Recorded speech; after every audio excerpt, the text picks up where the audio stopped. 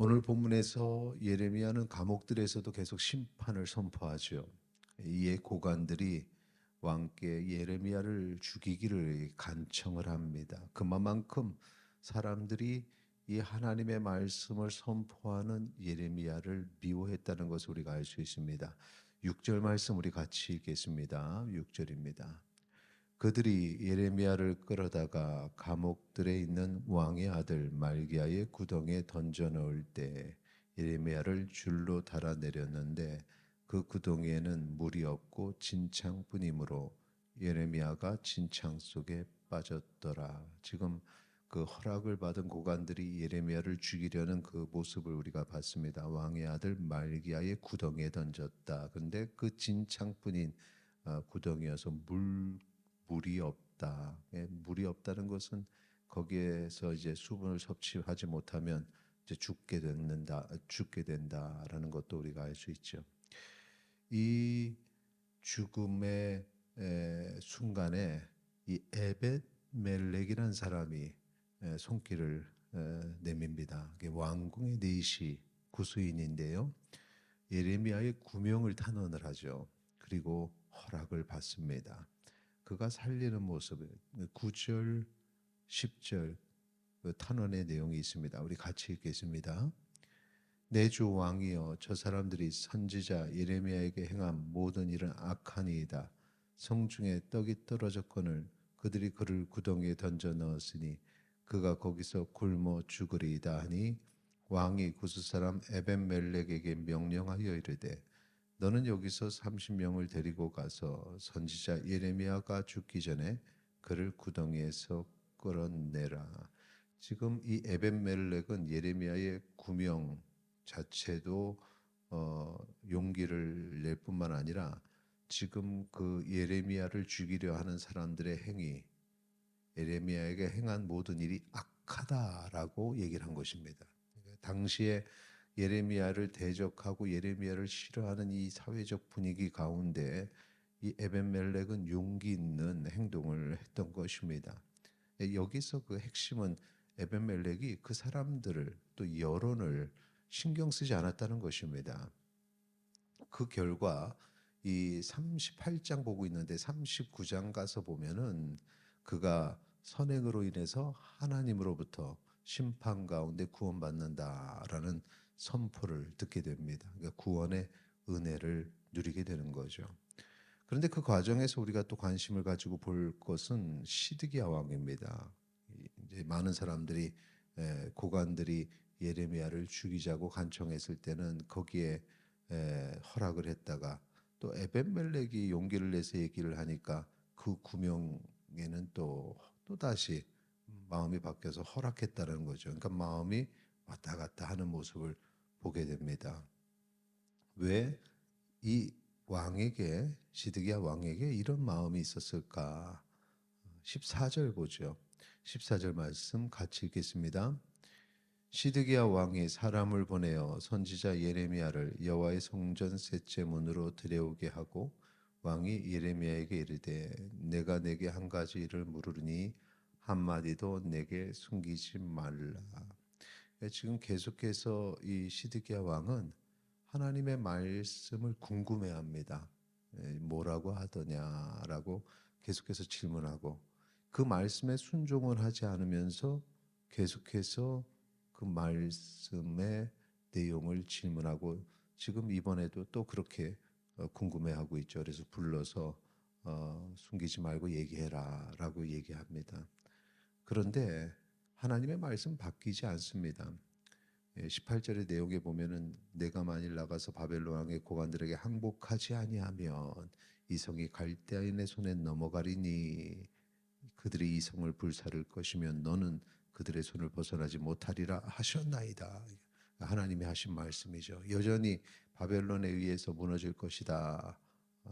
그러니 그 앞에 항복하고 그 계획하심에 그러니까 하나님의 계획하심이라는 거죠. 그리고 거기에 순종하라는 것입니다. 이전에는 그 심판의 말씀을 들었을 때 과격한 모습을 보였는데 이번에는 그는 과격한 모습을 보이지 않습니다. 그리고 속마음을 드러내는데요. 그 속마음을 드러낸 내용이 18절입니다. 우리 같이 읽겠습니다. 18절. 시드기야 왕이 예레미야에게 이르되 나는 갈대아인에게 19절 다시 한번 읽을까요? 19절 시작. 시드기야 왕이 예레미야에게 이르되 나는 갈대인에게 항복한 유다인을 두려워하노라. 염려하건대 갈대아인이 나를 그들의 손에 넘기면 그들이 나를 조롱할까 하노라 하는지라. 지금 왕이 걱정하는 것은 갈대아인도 걱정이 되겠지만 그보다 더 갈대아인에게 항복한 유다인을 두려워한다고 속마음을 얘기하죠. 그래서 그들의 조롱, 그들이 손가락질하는 것에 대해서 그 왕으로 있는데 이제 그 다스리던 자들이 자기를 조롱하면 어떡하나 하는 사람을 생각하는 마음 때문에 그 하나님의 말씀에 순종하지 못하고 있는 것입니다. 물론 그럴 일이 없습니다. 왜냐하면 지금 바벨론 왕의 그 침략과 그 심판은 하나님의 계획하심이고 거기에 무릎을 꿇는 것은 하나님 말씀에 순종하는 것이기 때문에 그 하나님 말씀에 순종하는 자들이 그렇게 왕을 대적하고 그런 모습을 보이지는 않겠죠. 그런데 그런 두려움이 있었던 것입니다. 20절, 21절에 보면 예레미야가 이르되 그 무리가 왕을 그들에게 넘기지 아니하리다라고 얘기를 합니다. 그래서 순종하세요. 여호와의 목소리에 순종하세요. 항복을 거절하면 이제 그 다음엔 더 무서운 심판이 온다는 것을 이제 알려주는데 이 하나님 말씀에 집중해야 될 사람이 하나님의 말씀이 아니라 사람들을 의식하니까 그 말씀에 순종하지 못하고 그 말씀을 받지 못하는 것입니다. 자, 오늘 본문에 보면은 이 두 사람을 보게 됐죠.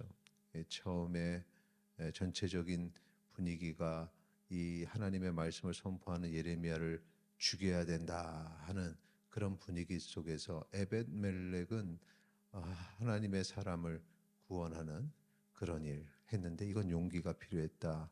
사람들을 생각하지 않고 저들이 행하는 건 악이다 라고 하고 그 말씀에 순종하는 모습을 보였기에 그 심판 가운데 구원을 받았고 왕은 그 신하들 또 자기 백성들을 두려워하면서 여전히 하나님 말씀에 집중하지 않았기에 그 마지막 그 심판으로 가는 모습을 그대로 지켜볼 수밖에 없었다는 것입니다.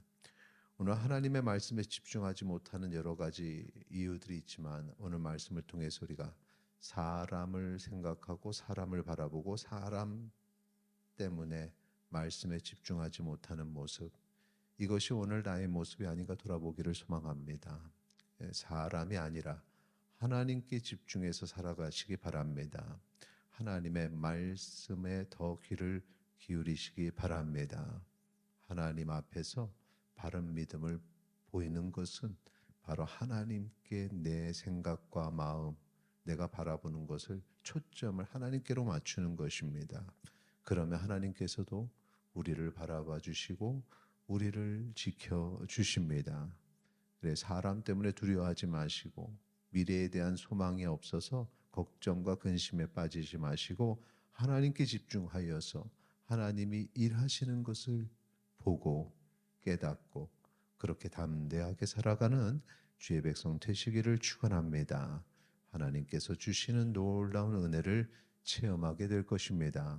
이 시간에 우리 같이 기도할 때 하나님께 집중하기를 원합니다. 사람 때문에 흔들리는 마음 주님께서 붙잡아 주시옵소서. 함께 기도하시겠습니다.